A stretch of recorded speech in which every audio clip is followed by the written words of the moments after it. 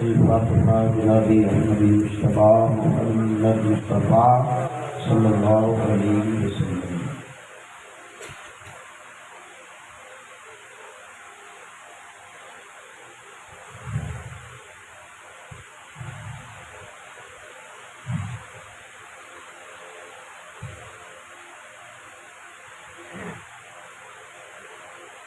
قال اللہ تعالیٰ فی شأنہ الکریم ان اللہ وملائکتہ یصلون علی النبی یا ایھا الذین آمنوا صلوا علیہ وسلموا تسلیما۔ اللہم صل علی سیدنا و نبینا مولانا محمد وعلی آلِ سیدنا محمد وصحبہ وسلم۔ صلاۃ و سلام علیک یا رسول اللہ صلی اللہ علیہ وسلم۔ سبحان ربک رب العزة عما یصفون وسلام علی المرسلین والحمد للہ رب العالمین۔ بحق لا الہ الا اللہ محمد رسول اللہ صلی اللہ علیہ وسلم۔ ہم عمر نوجوان ساتھیوں، عزیز بزرگوں، پردانشین ماں و بہنوں، السلام علیکم ورحمۃ اللہ وبرکاتہ۔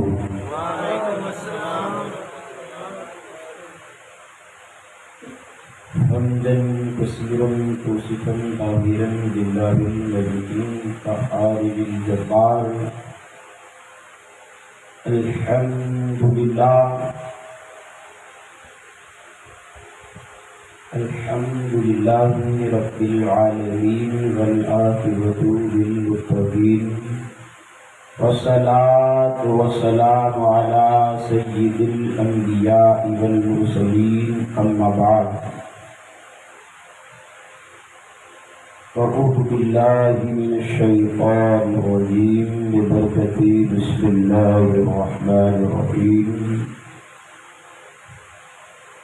ولا تقولوا لمن يقتل في سبيل الله أموات بل أحياء ولكن لا تشعرون۔ وَلَنَبْلُوَنَّكُمْ بِشَيْءٍ مِّنَ الْخَوْفِ وَالْجُوعِ وَأَمْوَالٍ وَنَقْصٍ مِّنَ الْأَمْوَالِ وَالْأَنفُسِ وَالثَّمَرَاتِ وَبَشِّرِ الصَّابِرِينَ۔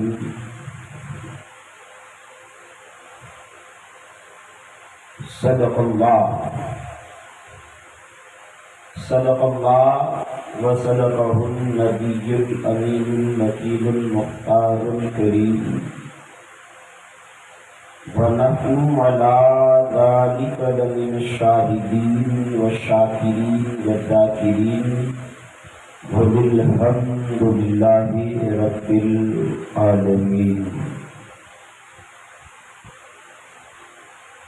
آئیے کچھ عرض و معروف کرنے سے قبل ہم اور آپ مل کر دونوں عالم کے مالک و مختار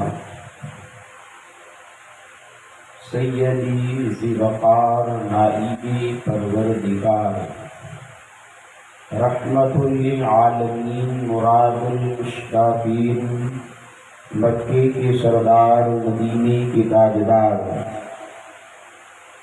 غم غریبوں کے غمگسار جناب احمدی مصطفیٰ محمد مصطفیٰ ارواح نافذہ صلی اللہ علیہ وسلم کی بارگاہ میں اپنی غلامی کا دیتے ہوئے آواز بلند درود پاک کا ہدیہ پیش کریں۔ پڑھیں اللہم صلی علی سیدنا و نبینا و مولانا مولانا محمد وعلی آلِ سیدنا محمد و صحابہ وسلم۔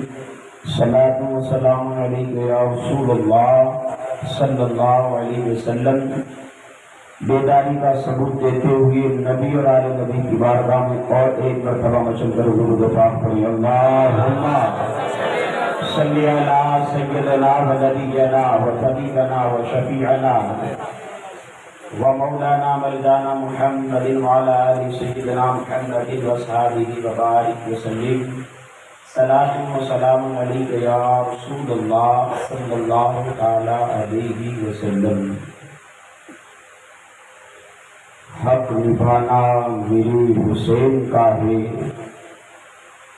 ہر زمانہ میرے حسین کا ہے، تم جسے آسمان سمجھتے ہو وہ شامیانہ میرے حسین کا، اور دینے والی ذات ہے اللہ کی، دلانا میرے حسین کا ہے، اور جس کے صدقے میں یہ کائنات بنی ایسا نانا میرے حسین کا ہے۔ اور کوئی پوچھے تم سے یہ دور کس کا ہے تو تم بتانا میرے حسین کا ہے۔ کوئی پوچھے تم سے یہ دور کس کا ہے تو تم بتانا کہ میرے حسین کا ہے۔ اور جس کے صدقے میں بخشے جائیں گے، جس کے صدقے میں بخشے جائیں گے وہ گھرانہ میرے حسین کا ہے، وہ گھرانہ میرے حسین کا ہے۔ موضوع سامعین کرام، آیت مبارکہ کی تلاوت کرنے کا شرف حاصل کیا۔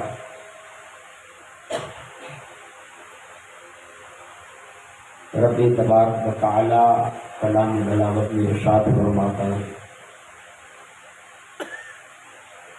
آیت مبارکہ کی ترجمانی نہ کرتے ہوئی بلکہ اشعارتاً کہ اللہ تبارک و تعالی کلام مجید میں ارشاد فرماتا ہے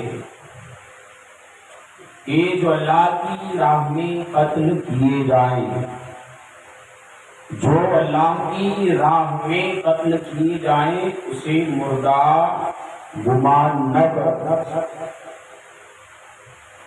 اللہ تبارک و تعالی نے کلام مجید میں فرمایا کہ اسے اپنی سوچوں میں بھی نہ لاؤ، کہنا تو بڑی دور کی بات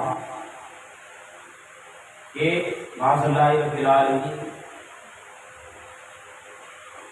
آپس کی عام گفتگو کے اندر اگر کوئی یہ شخص کہے، کسی کے ذہن میں یہ بات آئے معاذ اللہ رب العالمین شہداء مر گئے ہیں نعوذ باللہ، تو اس نے قرآن مجید کا انکار کیا، اور قرآن پاک کا انکار کرنا گویا کہ جس کے ذہن میں یہ بات آئی اس نے کفر کیا، اور جس نے کفر کیا وہ دین اسلام سے خارج ہوا۔ اب دین اسلام سے اس کا کوئی تعلق نہیں ہے۔ اللہ تبارک و تعالیٰ نے فرمایا تمہیں بولنا نہیں ہے، تمہیں زبان سے کہنا نہیں ہے کہ جو اللہ کی راہ میں قتل کیے جاتے ہیں وہ مر جاتے ہیں، نہیں، بلکہ اللہ تبارک و تعالیٰ نے اپنے ذہنوں میں سوچ لانے سے بھی منع کیا کہ اسے سوچا بھی نہ جائے۔ زمین کربلا کے اوپر اب معاملہ یہی ہوا، بات یہی ہوئی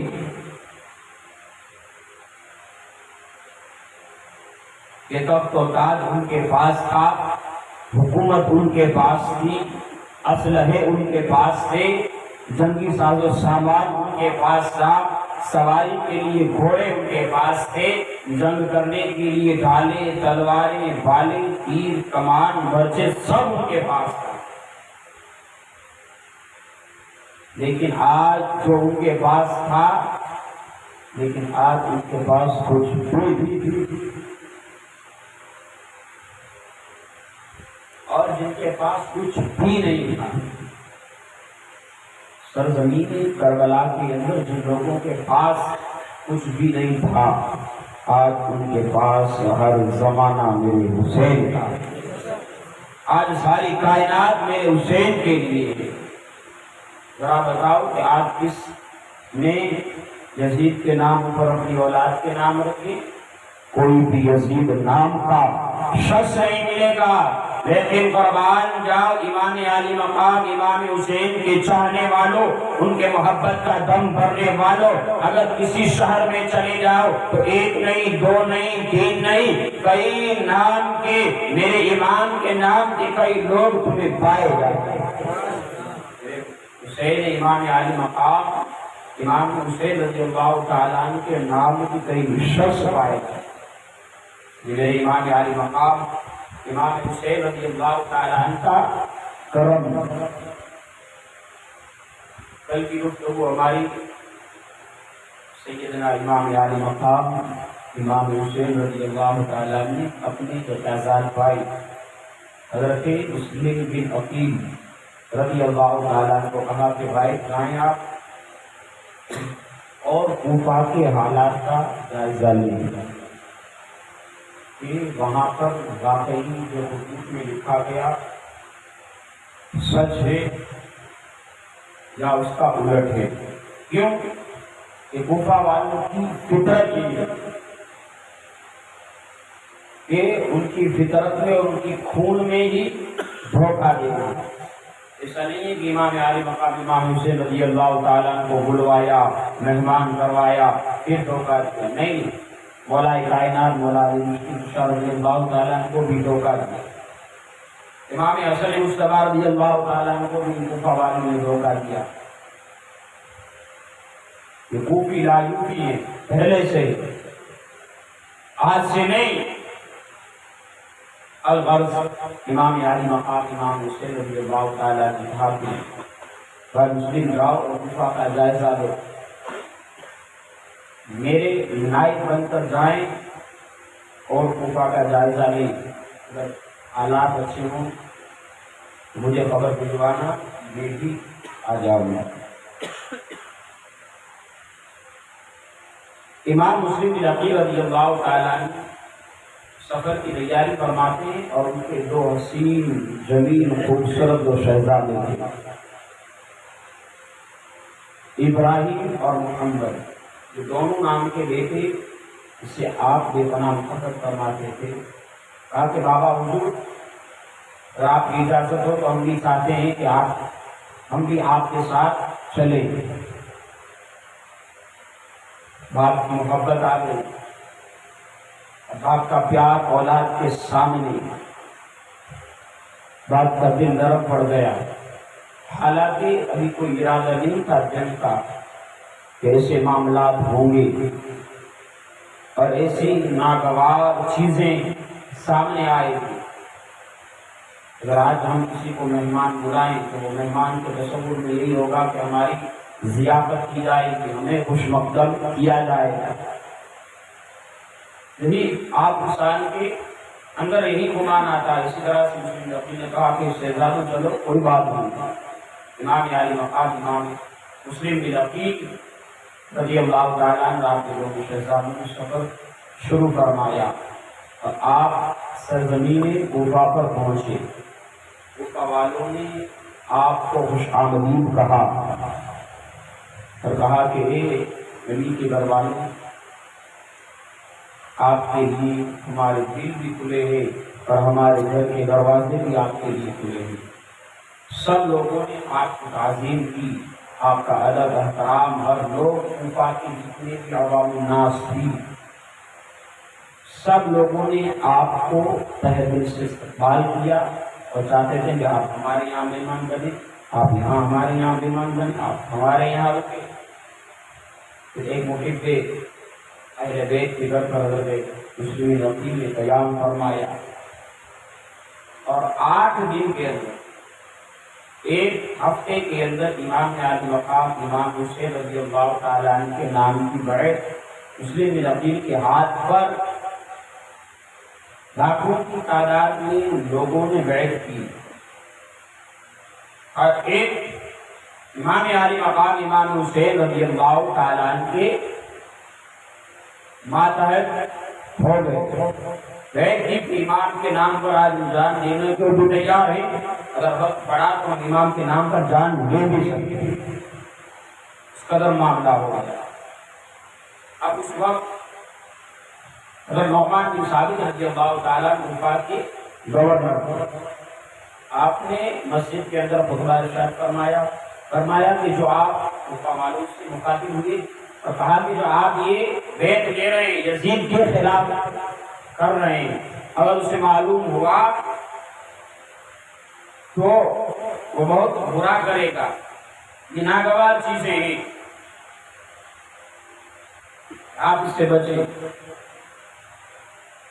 بس، اور آپ اس چیز کو روک دیں۔ اتنے میں کہ یزیدی ایک آدمی کھڑا ہوا اور حضرت نعمان بن ثابت رضی اللہ تعالیٰ عنہ سے کہنا لے گا کہ نرمی سے اختیار کرتے ہو اور اس قدر نرم الفاظ کا تعین کیوں کرتے ہو؟ حضرت نعمان بن بشیر رضی اللہ تعالیٰ عنہ فرماتے ہیں کہ کیا میں اب نواز رسول کو قتل کرنے کی بات کروں گا؟ کیا اب نبی کے گھر والوں کو قتل کی بات کروں گا؟ نہیں، میں نے جو کہنا تھا کہہ دیا، بس اتنی بات کہہ کر آپ اپنی تقریر کو بند کر دیتے ہیں، واپس اپنے گھر کی طرف پلٹ۔ اب اس نے یزید کو خط لکھا اور 2-3 آدمی اور بھی تھے جس نے اس طرح کا مضمون بنایا کہ نعمان بن بشیر یہ بڑے نرم پڑ رہے ہیں کہ امیر المؤمنین اگر آپ چاہتے ہیں، یزید کو نام لکھا کہ امیر المؤمنین اگر آپ چاہتے ہیں کہ آپ کی سلطنت آپ کا کوفہ بچا رہے تو کسی ایسے شخص کو متعین کیجیے جو سخت ہو، جو سختی برسنے والا ہو، ذرہ برابر بھی کسی کے اوپر رحم کرنے والا نہ ہو، ایسے شخص کو آپ مقرر فرمائیں ورنہ آپ کی حکومت چلی جائے گی۔ نعمان بن بشیر بڑے ڈرنے کے آدمی ہیں، لوگوں کے اوپر کوئی کارروائی نہیں کرتے، آپ کے خلاف پورا کوفہ ہو چکا ہے۔ اس طرح کے 3-4 مضمون خط یزید کے پاس عراق کے اندر پہنچے۔ اب یزید نے کچھ لوگوں کا مشورہ لیا، کہا کہ اب اس کے بارے میں کیا کیا جائے اور وہاں کس کو بھیجا جائے۔ تو ان یزیدی کتوں میں سے ایک بدبخت نامی شخص کھڑا ہوا، کہا کہ امیر المؤمنین ابن زیاد کو بھیجا جائے، وہ بڑا سخت آدمی ہے اور اس قدر خطر بات ہے کہ آپ کے حکم کے برخلاف کوئی کام ہی نہیں کرے۔ فوراً ہی یزید نے خط لکھا ابن زیاد کو کہ اس وقت مصر کا گورنر مصر خط بھیجا کہ فوراً ہی تم کوفہ جاؤ، تمہیں کوفہ کا بھی گورنر دی جا رہی ہے اور تمہیں مصر کا بھی گورنر بنایا جاتا ہے، تم دونوں جگہ کی گورنری کرو۔ اس نے اپنے بھائی کو مصر کے اندر نائب بنایا اور ایک لشکر کے ساتھ وہ مصر سے روانہ ہوا کوفہ کے لیے۔ اب جب یہ قافلہ مصر سے وہ نکلا کوفہ کے لیے، اب حالات پورے سنجیدگی سے تمام لوگ حضرت مسلم بن عقیل رضی اللہ تعالیٰ عنہ کی طرف سے اب اس بات کی کسی نے توقع نہ فرمائی تھی۔ اب یہ بدنامی شخص ابن زیاد مغرب کی نماز کے بعد اور عشاء سے پہلے کوفہ کے اندر چند آدمیوں کے ساتھ داخل ہوا، ایک ٹکڑی کے ساتھ لشکر کو شہر سے باہر کھڑا کیا اور وہاں رکا رہا۔ وہ جانتا تھا کہ اگر پورے لشکر کے ساتھ جاؤں گا تو شکست ہماری جیت نہیں سکتی ہے، اور اس نے حجازی لباس پہن لیا، اپنے روح کو بدلا اور آگے نقاب ڈال دیا تاکہ لوگ پہچانے نہ۔ اندھیرا تھا، مغرب کی نماز کے بعد جب لوگ مسجد سے نکل رہے تھے تو دیکھا کہ ایک چھوٹا سا قافلہ آ رہا ہے۔ کوفہ والوں کو لگا کہ ہم نے امام عالی مقام امام حسین رضی اللہ تعالیٰ عنہ کو دعوت دی تھی تو بھائی ہمارے لیے تشریف لائے۔ بیک زبان تمام کوفہ کے لوگوں نے کہا، اے مقدم یا امام، اور کہا کہ ابن علی آپ کا استقبال کیا جاتا ہے، آپ کو کوفہ والوں کی طرف سے خیر مقدم کیا جاتا ہے، مرحبا یا حسین ابن علی۔ یہ صدائیں بلند ہونے لگی، لوگ خوش ہیں۔ یہ بدبخت ابن زیاد اپنی زبان سے جملہ بھی نہیں بولتا ہے۔ جیسے ہی شہر کے اندر داخل ہوا اور بستی سے گزرتا ہوا گورنر ہاؤس کی قریب پہنچنے لگا تو اس کے ساتھ اس کا ساتھی تھا ابن زیاد کا، وہ کہنے لگا کہ یہ حسین نہیں ہے بلکہ کوفہ کے نوے گورنر ہیں ابن زیاد۔ جب لوگوں کے کانوں میں یہ بات پہنچی کہ ہم تو امام سمجھ رہے تھے، ہم جس کی خیر مقدم کہہ رہے تھے، اب لوگ نراش ہو کر اپنے اپنے گھروں کی طرف ہونے لگے، اور وہ بھی گورنر ہاؤس کے اندر اپنے تمام اقدامات کو ہاتھ میں لیا، اور کہا جاتا ہے کہ نعمان بن بشیر کو قتل کر دیا جائے یا انہیں قیدی بنا کر شہر بدر کر دیا جائے۔ الغرض اب صبح اس نے تمام کوفہ والوں کو گورنر ہاؤس کے باہر جمع فرمایا اور اس نے ایک تقریر کی کہ لوگوں، مجھے سختی کے ساتھ یزید نے کہا ہے کہ اگر جو میرا فرما بردار رہے گا اس کے اوپر رحم کیا جائے گا، اور جو میری خلاف ورزی کرے گا اس کے ساتھ بڑی سختی سے اختیار لیا جائے گا، بڑی سختی سے اس کے اوپر کام کیا جائے گا۔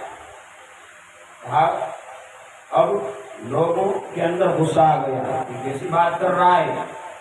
حضرت مسلم بن عقیل نے ایک جنگ کے لیے ایک رستہ تیار فرما دیا کہ اگر وقت ملے گا، اگر جنگ کی ضرورت پڑ گئی تو ہم اس سے لڑیں گے، لیکن امام مسلم بن عقیل نے مصطفیٰ کریم صلی اللہ علیہ وسلم کے سنت کے طریقے کو اپنایا کہ ہم کبھی سامنے سے وار نہیں کریں گے، اگر وہ وار کرنے کے لیے آئے، اگر جنگ کے ارادے سے آئے تو ہم جنگ کریں گے۔ اور اتنے میں اس کو سمجھنے کا وقت مل گیا ابن زیاد کو۔ اب اس نے اپنے خفیہ طریقوں سے اپنے سپاہیوں کو بھیجا اور کوفہ کے جتنے معزز لوگ کے سرداران کے بڑے بڑے لوگ اور جن بڑے بڑے قبیلوں کے جو بڑے لوگ تھے، ہر ایک کو گرفتار کروایا اور انہیں قید خانے میں ڈال دیا۔ دن گزرتے گئے، اب یہاں اس کی سختی بڑھنے لگی۔ حضرت مسلم بن عقیل رضی اللہ تعالیٰ عنہ تو اب اس سے باخبر ہے، بات معلوم نہیں تھی کہ اب کافی سارے کو قید کر لیا گیا ہے۔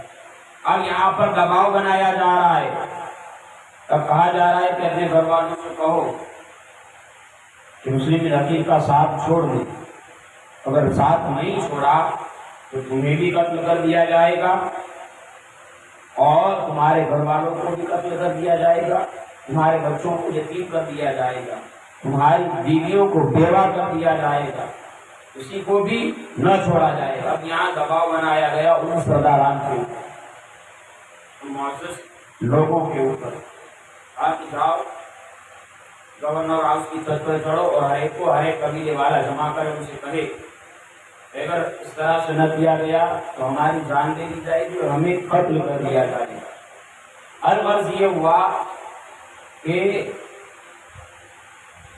کوفہ کی جامع مسجد کے اندر نماز مغرب کے اندر امام مسلم بن عقیل رضی اللہ تعالیٰ نے نماز شروع فرمائی۔ جب نماز شروع فرمائی تو ایک نہیں، دو نہیں، 100 200 نہیں، بلکہ لوگ ہزاروں کی تعداد میں مسلم بن عقیل کی ابتداء میں اور ان کی پیروی میں ان کے مقتدی بن کر نماز کے لیے آئے تھے۔ جیسے کہ لوگوں کو بات معلوم ہوئی، حضرت مسلم بن عقیل نے سلام پھیرا تو کچھ وظیفہ پڑھا اور پیچھے مڑ کے دیکھتے ہیں آپ تو ایک پوری جامع مسجد کے اندر کوفہ کی ایک بوڑھا آدمی دیکھا ہوا ہے، پوری مسجد خالی۔ کچھ عرصہ کچھ روز پہلے یہ معمول تھا کہ لوگ آپ کی جان دینے کے لیے بھی قربان تھے جان لینے کے لیے بھی قربان تھے، لیکن آج اس وقت اس گھڑی اب آپ کو کوئی اپنے گھر میں پناہ دینے کے لیے بھی تیار ہے۔ اللہ اکبر، اس قدر پرفتنی ماحول بن گیا۔ مسلم علاقے اس بڑے سے اس بزرگ سے فرماتے ہیں اس کا کہاں گئے حضرت؟ اس بڑے نے مسلم علاقے سے کہا کہ گورنر وفا کا حکم ہے کہ اگر نہ کیا گئے تو ایسے ایسے ان لوگوں کو قتل کر دیا جائے گا، مار دیا جائے گا۔ ہر ایک کے دل میں خوف ہے، ہر ایک نے ساتھ چھوڑ دیا۔ پھر ایک محب رسول اہل بیت سے محبت کرنے والے جن کے گھر حضرت حانی کے گھر مسلم علاقے رکے ہوئے تھے، آپ ان کے گھر تشریف لے جاتے ہیں۔ اب کئی دنوں تک ابن زیاد نے کوشش کی کہ مسلم علاقے کو ڈھونڈا جائے، اعلان کر دیا جو بھی مسلم علاقے کی خبر دے گا اسے انعام اکرام سے نوازا جائے گا، اسے دولت دی جائے گی، اسے نوازا جائے گا، اسے عہدہ دیا جائے گا، اور یزید کی بارگاہ میں اس کی اپیل کی جائے گی، اس کا نام پیش کیا جائے گا۔ اب لالچ کے جو کتے تھے، مال کی ہوس رکھنے والے جو لوگ تھے، جو چاہتے تھے کہ ہم مالدار بن جائیں، ہم یزید کی نگاہ میں بڑے معزز بن جائیں، حضرت مسلم عقیل کو ڈھونڈنے لگے۔ لیکن ابن زیاد کی کافی کوششوں کرنے کے باوجود بھی مسلم عقیل کا کہیں پتہ نہیں چلا، کہاں ہے، کس حال میں ہے، کوئی نہیں جانتا۔ جو خاص لوگ تھے جو اہل بیت سے یقیناً محبت رکھتے تھے اور اس حال پر قائل تھے، انہیں چند لوگوں کو معلوم تھا۔ اب یزید ابن زیاد نے یہ ترتیب اپنائی کہ اپنے ایک خاص جاسوس کو بلوایا، کہا تم لوگ یہ 300 شرطیاں اور سراغ لگاؤ، کسی بھی طرح سے معلوم کرو کہ مسلم کی نقیل کہاں پر ہے، ڈھونڈو کسی بھی حال میں۔ جاسوس وہ کافی مسجد میں جاتا، کافی سارے لوگ نماز پڑھ رہے ہیں، وہ بھی وہاں پر بیٹھ جاتا ہے، مسجد کی ایک کونے میں نگاہ گھماتا رہتا ہے، دیکھتا رہتا ہے، اور کسی پوچھا جاتا ہے۔ ایک محب اہل بیت سے محبت کرنے والے ایک شخص وہاں پر موجود تھے، دیکھا کہ وہ نماز پڑھ رہے تھے، نماز سے جیسے وہ فارغ ہوئے اس کے پاس وہ جاسوس پہنچا اور کہا کہ میں فلاں جگہ سے آیا ہوں اور میں اہل بیت سے محبت کرنے والا ہوں، اور مجھے معلوم ہوا ہے کہ یہاں رسول کریم صلی اللہ علیہ وسلم کی اولاد میں سے کوئی شخص خاندان نبوت اور رسالت کا ایک شہزادہ یہاں پر موجود ہے، چاہتا ہوں کہ اگر ملاقات ہو جائے تو اچھا ہے، کیوں کہ مجھے کچھ پیسے ان کی بارگاہ میں دے دیں۔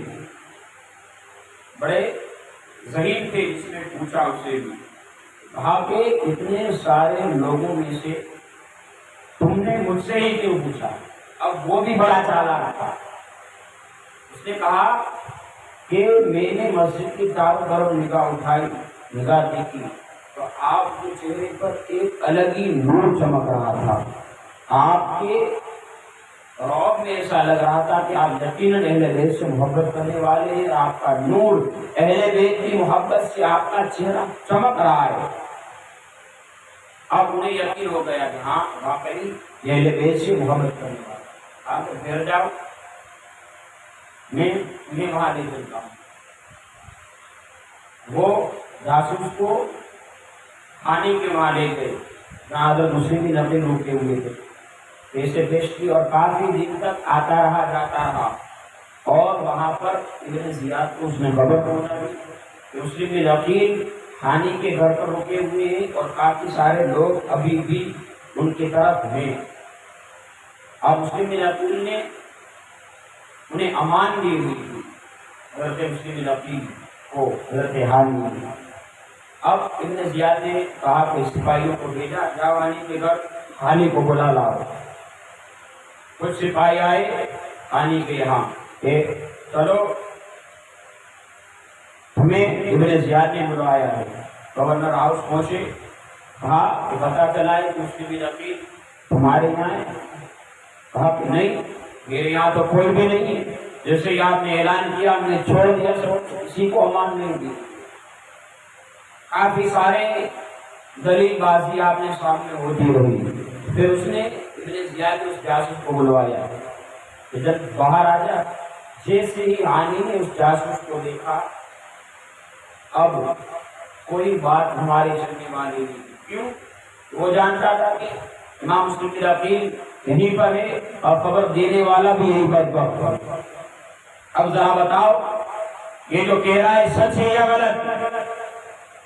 اب حضرت علی فرماتے ہیں کہ میں نے مسلم کی عقیل کو امان دی، آپ کے حوالے نہیں کروں گا، جان تو دے دی جائے گی، سر تو کٹا سکتا ہوں، لیکن جو امان دی ہوئی، امان یعنی کسی کی حفاظت کرنا اپنی جان سے بھی زیادہ۔ عرب کے اندر دستور تھا کہ اگر کسی کو امان دے دی جائے تبھی میری امان میں ہے، تو اگر لاکھوں کا بھی ہجوم آ جائے تو پہلے اس شخص کو مارنا ہوگا، پھر اس کے تک پہنچا جائے گا۔ حضرت علی نے کہا کہ نہیں، ہرگز نہیں ملیں گے، میری امان میں ہے، میں اپنی امان سے انہیں بری کر دوں، اس کے بعد جو تمہیں کرنا ہے کرنا، ابھی میں نہیں مل سکتا۔ اور کہانی وہاں سے چلے، نبی سے کہا کہ ایسا ایسا معاملہ ہے، آپ کہیں اور جگہ پر قیام پذیر ہو جائیں۔ عشاء کا وقت گزرا، رات چھانے لگی، اللہ اکبر۔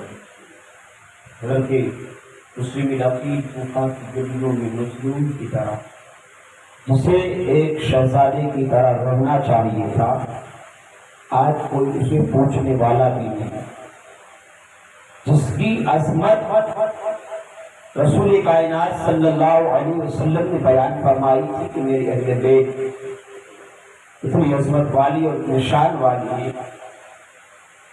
اس شان والے نبی کا بیٹا، اس شان والے رسول کا شہزادہ اب کوفہ کی گلیوں میں مظلومیت کی طرح پھر رہا ہے۔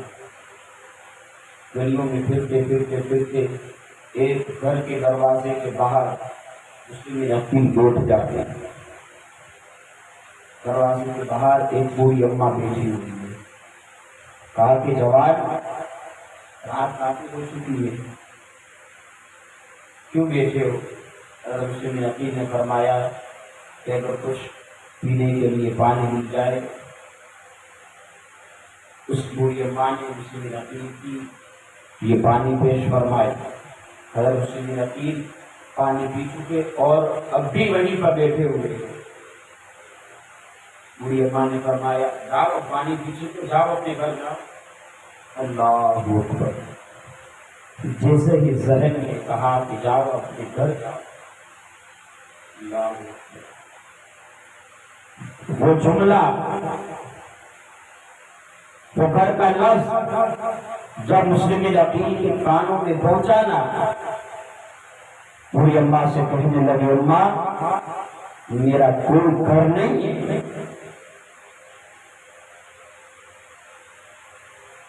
میں یہاں کا نہیں ہوں۔ جب اپنی بات اس اماں نے سنی نا تو کہا کہ لب ایسا رہا ہے کہ تم مسلم عقیل ہو۔ اللہ اکبر۔ اماں نے کہا کہ میرا بیٹا فوج میں ہے، کچھ مدد مل سکتی ہے۔ کہا کہ اگر میں چاہتا ہوں کہ گھوما، اب میرے شہزادے کہاں ہیں مجھے معلوم نہیں، اگر پتہ چل جائے کہ میرے شہزادے کہاں ہیں تو میں ان کو لے کر واپس مکہ چلا جاؤں، واپس آپ کے شہر جاؤ، میرا بیٹا آئے گا، وہ پتہ لگا ہے۔ ایک کمرہ تیار فرمایا، اچھی طرح سے خدمت کی حضرت مسلم عقیل کی، اور سویرا ہوا، اس نے اس کے بیٹے سے کہا کہ ہمارے مسلم عقیل موجود ہے۔ اب اس قدر وہ لالچی تھا اس کا بیٹا کہ سرکاری کام کو چھوڑ کر وہ حضرت مسلم عقیل کو ڈھونڈنے میں پورا دن گزار دیتا ہے، رات کو داخل میں آتا ہے، جب صبح نکلنے لگتا ہے تو اس کی بوڑھی اماں نے کہا کہ ٹھہر جا بیٹا، جانے سے پہلے ایک بات سن اور کسی کو بتانا مت۔ کہا کہ اماں کیا بات ہے؟ کہا کہ ہمارے یہاں مسلم بن عقیل رکے ہوئے ہیں اور میں چاہتی ہوں کہ ذرا پتہ لگاؤ کہ ان کے دونوں شہزادے کہاں ہیں تاکہ وہ امان کے ساتھ واپس مکہ جائیں۔ اب دل میں وہ بڑا خوش ہوا، اب انعام مجھے ملے گا، اب دولت مجھے ملے گی، اب انعام سے میں نوازا جاؤں گا، سارے روپے پیسے مجھے ملیں گے۔ آگے مسلم بن عقیل سے وہ کہنے لگا کہ آپ گھبرائے نہیں، پتہ لگاتا ہوں کہ آپ کے شہزادے کہاں ہیں۔ اب فوراً ہی گورنر ہاؤس کہتا ہے ابن زیاد کے پاس کہ فلاں فلاں جگہ پر میرا گھر ہے اور اس مکان میں مسلم بن عقیل تھوڑے ہوئے۔ یزید نے حکم دیا کہ جاؤ ایک لشکر کی ٹکڑی کو تیار کیا جائے اور مسلم بن عقیل کو قید کر کے لیا جائے، قیدی بنا کر میرے پاس بھیجا جائے۔ اللہ اکبر، 100 یا 150 لوگوں کی ایک ٹکڑی حضرت مسلم بن عقیل کو گرفتار کرنے کے لیے گوروں کی ٹاپ جب حضرت مسلم کے کانوں میں گونجی تو یہ کوئی لشکر سے کم گھوڑوں کی آواز نہیں آ رہی۔ مسلم بن عقیل سمجھ گئے یہ لوگ مجھے گرفتار کرنے کے لیے آ رہے ہیں۔ آپ بھی گھر سے باہر نکلے اور سپاہی وہاں پر پہنچ چکے تھے۔ کہا تھا کہ آپ اپنے آپ کو گرفتاری دے دیں اور ابن زیاد کے پاس آپ کو پیش کیا جائے گا۔ مسلم بن عقیل نے کہا نہیں، ایسے گرفتاری نہیں دی جائے گی،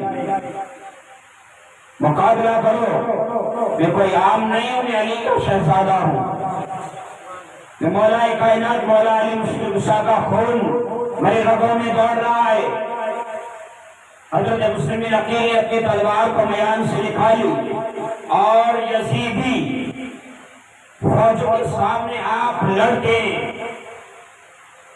پیاسے ہیں، بھوک سے چور ہیں، بدن کمزور پڑ چکا ہے، لیکن ایمان میں ذرہ برابر بھی کمزوری نہیں آئی، ایمان وہی موجود ہے، ایمان قربت بھی وہی موجود ہے۔ مسلم بن عقیل کا مقابلہ کرتے ہیں اور 60 سے 70 یزیدی کو کاٹ کر آپ نے پھینک دیا اور آپ ان سے بچتے ہوئے دوسرے دروازے سے آپ چھت کے اوپر بڑھ جاتے ہیں اور مسلم بن عقیل نے تیروں کو وار فرمایا۔ اب آمنے سامنے ایک تنہا سپاہی جسے مسلم بن عقیل کہا جاتا ہے، اب یہاں پر دوسرے 50-60 سپاہی ہیں، اب سامنے جنگوں کی برسات، ایک دوسرے کے سامنے تیروں کی بوچھار ہو رہی ہے۔ یزیدی لشکر میں سے ایک بولا کہ مسلم بن عقیل روک دیا جائے، اب تیری تلوار کو روک لی جائے، اب تیروں کو روک دیا جائے۔ دیکھو حیدری قوت اور حیدری شجاعت آج تنہا ان یزیدیوں کے اوپر بھاری نظر آتا ہے۔ اب کسی کی ہمت نہیں کہ مسلم بن عقیل کی تلوار کو روک لیا جائے، اب ان کے وار کو روک لیا جائے۔ یزیدی لشکر میں سے ایک بولا کہ اگر روک لیا جاؤ میں تمہیں امان دیتا ہوں، تمہیں صرف ابن زیاد کے پاس پیش کیا جائے گا، تمہیں ذرہ برابر میں خروش نہ آئے گی اور تمہیں کوئی تکلیف نہ دی جائے گی۔ اللہ اکبر، مصطفیٰ کا شہزادہ زخموں سے چور ہے، بدن لہو لہان ہے، آپ نیچے آتے ہیں، آپ کے چہرے کو خون آلود کر دیا گیا ان ظالموں نے، تلوار ماری گئی، تیروں کی برسات کی گئی، بھالے مارے گئے، زخموں سے چور مسلم بن عقیل کہتے ہیں کہ چلو بات کرنے چلنا ہے تو میں بات کرنے کے لیے تیار ہوں۔ میرے مصطفیٰ کا یہی طریقہ ہم نے سکھا ہے ان سے کہ اگر کوئی بات کرنے کے لیے تیار ہو جاتے ہیں، ہم جنگ نہیں چاہتے کسی سے، ہم لڑائی نہیں چاہتے کسی سے، اگر وہ بات کرنے کے لیے تیار ہے تو یہ نبی کا شہزادہ بھی بات کرنے کے لیے تیار ہے۔ اس طرح سے گورنر ہاؤس حضرت مسلم بن عقیل کو لے آیا گیا اور دروازے کے پاس وہ شخص اندر گیا جس نے امان دی تھی مسلم بن عقیل کو، ابن زیاد کے پاس گیا اور کہا کہ ہمیں مسلم بن عقیل کو گرفتار کرائیں اور لے کر آئیں۔ مسلم بن عقیل رضی اللہ تعالی عنہ پیاس سے چور آپ کا پورا بدن خون سے لت پت پانی کا ایک گڑا رکھا ہوا تھا، ایک بچہ، آج تھوڑا سا پانی پی لیا جائے۔ یزیدی لشکر سے ایک فوجی سے مسلم نبی نے کہا کہ اگر تھوڑا سا پانی مل جائے، اس نے پیالہ بھر کے امام مسلم نبی کی بارگاہ میں پیش کیا۔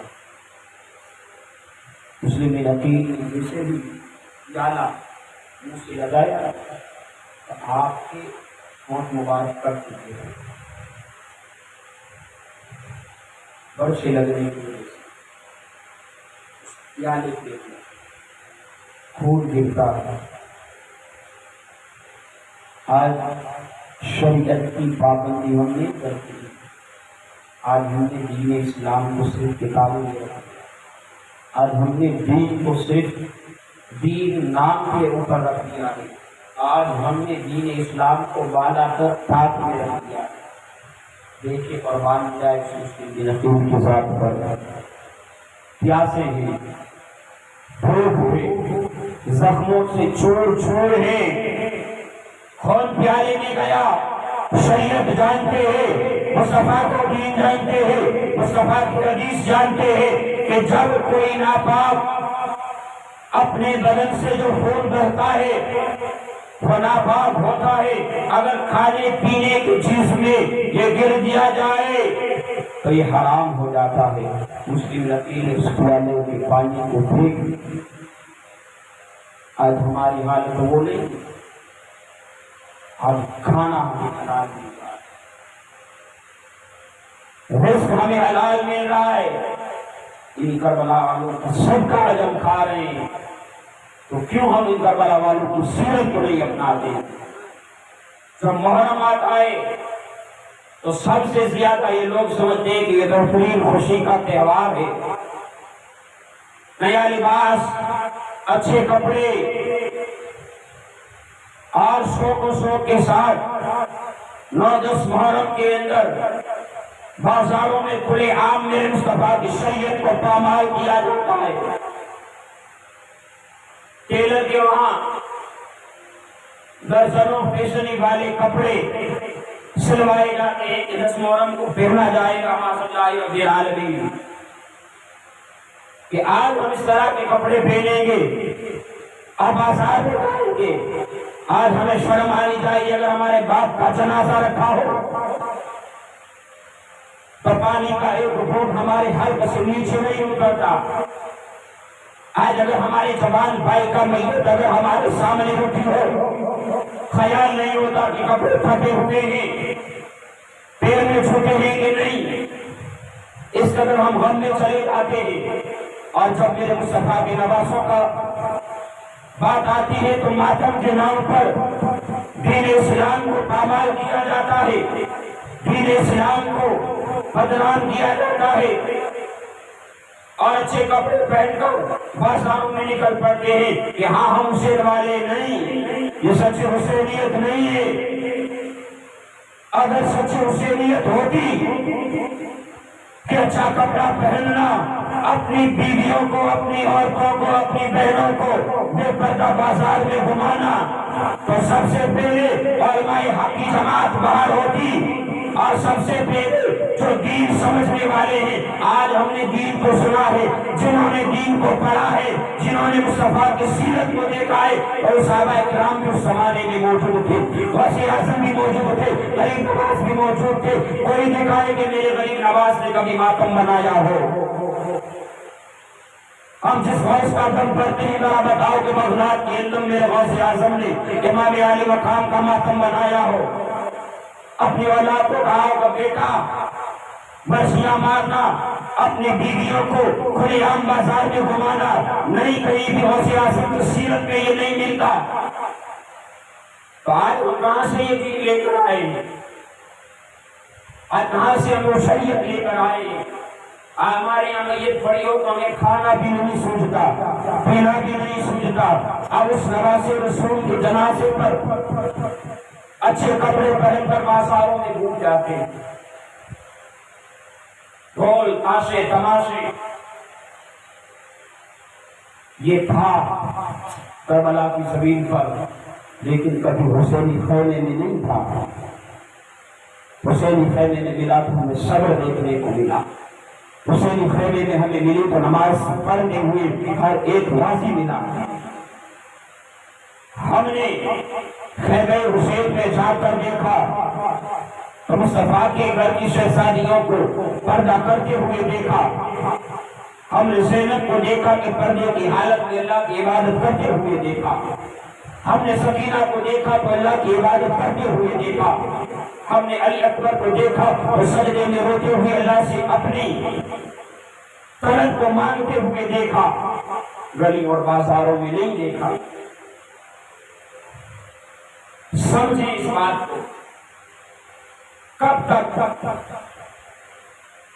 کس وقت تک آج سمجھنے کے باوجود آج سمجھنے کی کوشش نہیں کرتے ہیں، جاننے کے باوجود ہم انجان بنتے ہیں۔ ہر ایک چیز ہر ایک کو معلوم ہے۔ کسی کے باپ کا جنازہ رکھا ہوگا کہ جب ٹیلر کو دیا میرا باپ مر گیا، نیا کپڑا سلایا جائے گا، بازار میں گھومنے کے لیے جائیں گے، پھر غسل دیں گے، پھر جنازہ تیار کریں گے، اس کے بعد دفن بھی دیا نہیں۔ تو پھر کیوں نواز رسول کی شہادت پر، پھر کیوں مصطفیٰ کے گھر والوں کی؟ ہاں یہ ہے کہ ان کی یاد میں قرآن کی تلاوت کو عام کیا جائے، یہ ہے کہ اپنی ماں بہنوں کو ان خاتون جنت کی بیٹیوں کی سیرت دی جائے کہ انہوں نے پردہ کیا، پردے کو اپنایا، نماز ملتی ہے، پیاس ملتی ہے، صبر ملتا ہے، حلم ملتا ہے۔ صبر نہیں ہے ہمارے پاس، حلم نہیں ہے ہمارے پاس۔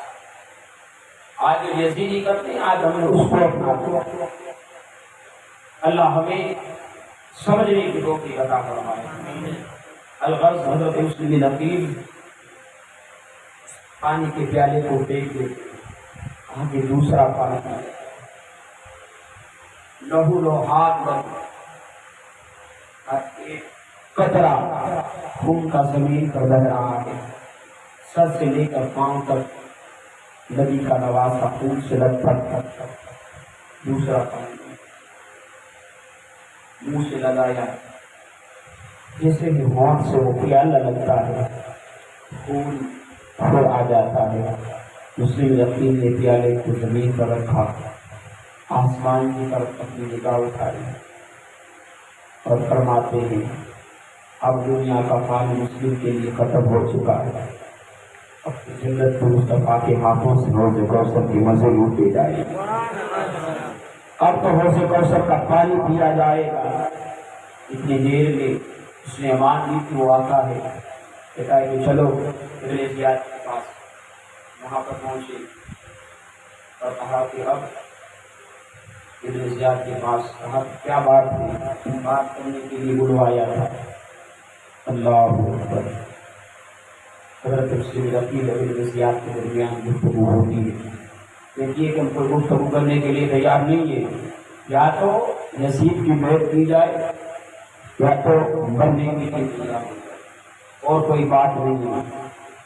اب حضرت مسلم عقیل نے جو امان لی تھی اس کی طرف توجہ فرماتے ہیں، اور آپ کہتے ہیں کہ تمہیں امان نہیں، تم نے نہیں کہا تھا کہ صرف بات کرنے کے لیے بلایا جا رہا ہے آپ کو، یہاں تو قتل کی بات ہو رہی ہے، تو خاموش کھڑا ہے اور سن رہا ہے۔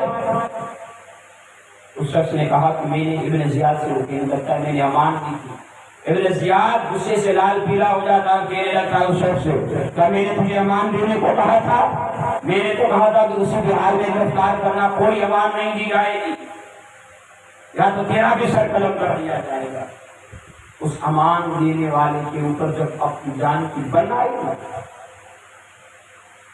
مسلم نبی کو چھوڑ دو، آج انہیں قتل کر دیا جائے، آج بہت تو نہیں کی جائے گی، جان دینا تو ہمیں گوارا ہے، لیکن بیعت یزید کی نہیں کی جائے گی۔ اور اس کے گورنر ہاؤس کی چھت کے اوپر جلات کو حکم کیا، مسلم نبی کے سر مبارک کو تب مبارک سے جدا کر دیا جائے، اور آپ نے جامع شہادت نوش فرمایا ان للہ و انا الیہ راجعون، اور اس بدبخت نے دیا۔ اب ان کو اس کے گھر کو گورنر ہاؤس کی چھت کے اوپر سے نیچے گرا دیا۔ اب جو اپنی جان دے چکا،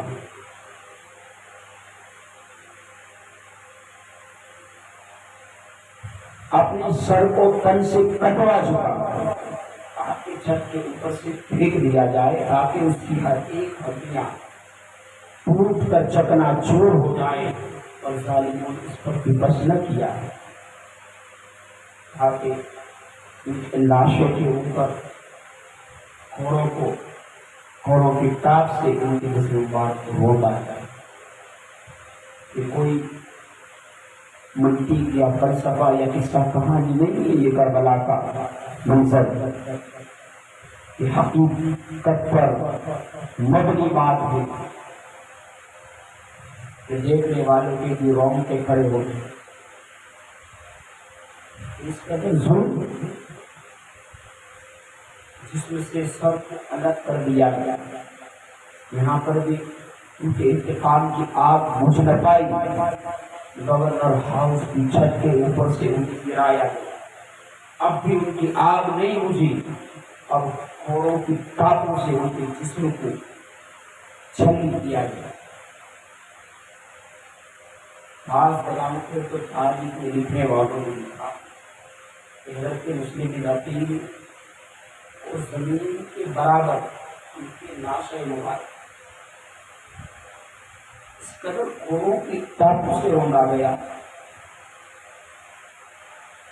کہ اگر کسی کاغذ کو زمین پر چھوڑ دیا جائے تو جیسے ہی وہ زمین سے ایسی ملوث ہو جاتا ہے، اس طرح سے ان کے جسموں کو زمین سے اس قدر ان کے جسم کی ہڈیوں کو چکنا چور کیا گیا،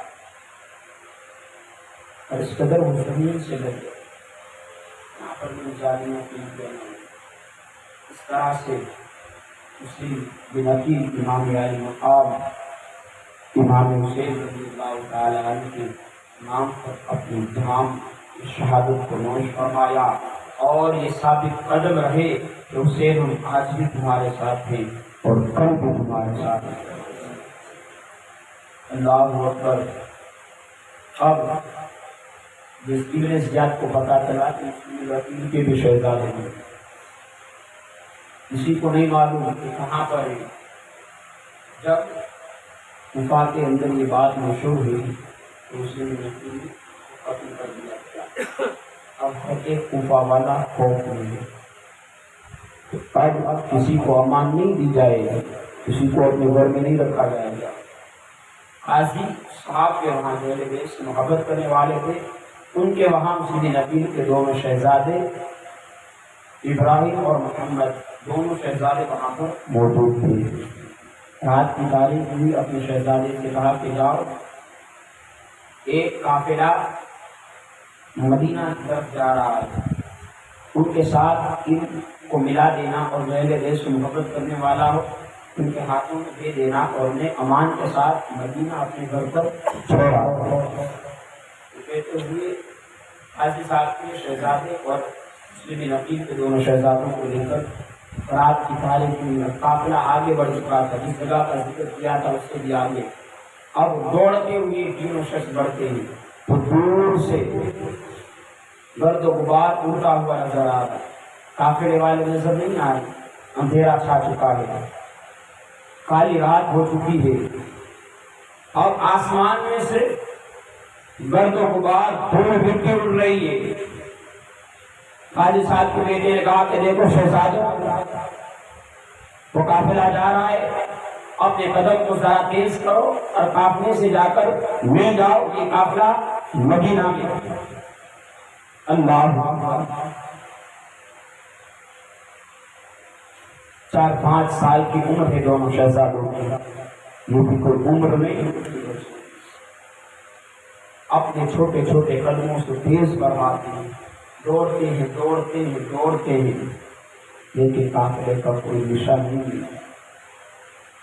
تھک ہار کر ایک جگہ پر بیٹھ کر اب ہر کوفہ کی گلیوں میں، بازاروں کی سڑکوں پر، نہر فرات کے کنارے، ہر جگہ سپاہی تلاش ہیں۔ شہزادے کو صبح ہوتے ہی شہزادوں کو گرفتار کر لیا جاتا ہے، ابن زیاد کے پاس پیش کر دیا جاتا ہے۔ اب ابن زیاد نے ان دونوں شہزادوں کو قید میں رکھا اور یزید کو خط لکھا کہ مسلم بن عقیل کو قتل کر دیا گیا ہے، اب ان کے دونوں شہزادے ہماری قید میں۔ خط روانہ ہو گیا۔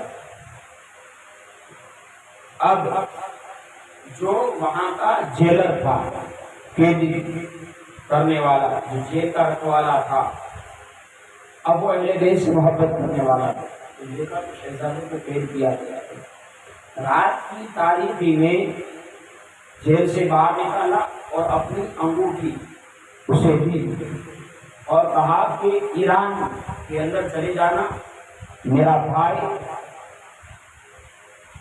کے پاس ایک قافلے کے ساتھ میں تمہیں بھیج دیتا ہوں اور عراق چلے جانا۔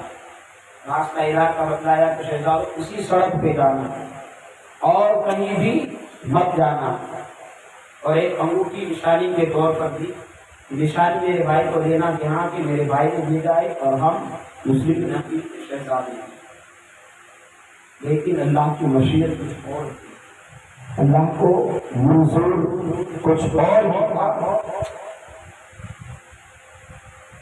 تاریخ رات ہے، مسلم بن عقیل کے شہزادے اپنے دونوں ننگے قدموں سے آگے بڑھ رہے ہیں اور ایسا لگ رہا ہے کہ وہ آگے چلے جا رہے ہیں اور کوفہ کی زمین چھوٹی تنگ ہوتی جا رہی ہے، وہ آگے بڑھتے جا رہے ہیں، زمین تنگ ہوتی جا رہی ہے، وہ آگے بڑھتے جا رہے ہیں، زمین تنگ ہوتی جا رہی ہے۔ دونوں شہزادے نے بڑے مشکل سے پوری رات چلتے رہے، سفر کرتے رہے، چلتے رہے، چلتے رہے، چلتے رہے، لیکن کوفہ کا راستہ ختم نہیں ہو پایا۔ صبح فجر کی ٹکٹکیاں چمکنے لگی، تھک ہار کر یہ دونوں شہزادے ایک درخت کے سائے کے اندر بیٹھ جاتے ہیں۔ اپنے دونوں بھائی ایک دوسرے سے گلے لگ کر بیٹھ گئے۔ وہ جان کی کتنی عظیم جان ہوگی۔ جب صبح ہوئی تو ایک عورت نہر فرات کے کنارے آئی پانی بھرنے کے لیے۔ درخت کے گوشے کے اندر یہ دونوں شہزادے چھپ کر بیٹھے ہوئے، گھبراہٹ اس طرح کی کہ بیان سے باہر ہے، کیوں کہ 8-9 سال کی قید، باپ کا قتل ہونا، ظالموں کا جبر دیکھنا، وہ سب دیکھ چکے تھے۔ اگر تھوڑی سی ہوا کا جھونکا بھی تیز آتا تو ان کا دل زوروں سے دھڑکنے لگتا، خوف ان کے جگر پر پڑ جاتا اور وہ خوف زدہ ہو جاتے۔ اب دیکھا دور سے اس عورت نے کہ 2 چھوٹے سے بچے ان کے پاس آ جائیں اور دیکھیں گے بال بکھرے ہوئے ہیں، چہرے پر مٹی لگی ہوئی ہے، لیکن مصطفیٰ کا نور ان کے چہرے پر بھی چمک رہا ہے۔ چہرے پر مصطفیٰ کا نور چمک رہا ہے کہ ظاہر لگ رہا ہے۔ اس عورت نے دیکھتے ہی کہا، لگ ایسا رہا ہے، معلوم کر رہا ہے کہ تم مسلم بن عقیل کے شہزادے ہو۔ جیسے ہی اپنے والد کا نام اس عورت کی زبان پر آیا، دونوں بھائی گلے لگ کر پھوٹ پھوٹ کر رونے لگے، ان کے آنکھوں سے آنسو جاری ہونے لگتے ہیں اور کہتی ہیں کہ شہزادوں گھبراؤ نہیں، میں جس کے وہاں والدی ہوں وہ بڑی، میری مالکی ہے وہ بڑی اہل بیت سے محبت کرنے والی، آؤ میرے گھر۔ الغرض اس کے وہاں پر لے جاتی ہے اور وہاں پر پہنچنے کے بعد اس عورت نے کہا کہ اس نکیل کے شہزادے اور ان کی خدمت کی جائے اور ہر چیز کو اپنایا جائے، اور ہر ایک چیز کو اپنانے کے بعد حضرت مسلم نقیل رضی اللہ تعالیٰ نے شہزادوں کی خدمت میں حاضر ہوئے اور ان کی خدمت کی، اور اس کا شوہر بڑا ظالم تھا، رات دن بھر ڈھونڈتا رہا اور اسی محنت میں اس کا گھوڑا بھی مر گیا، تھک ہار کر رات کو اپنے گھر پہنچا۔ اس نے بیوی سے کہا کہ کھانا کھایا اور اس نے سو گیا۔ رات کا ایک آدھا حصہ گزرا، خواب دیکھتے ہی کہ دونوں شہزادوں کو قتل کر دیا گیا اور وہ اپنے والد کے ساتھ جنت میں پہنچ گئے۔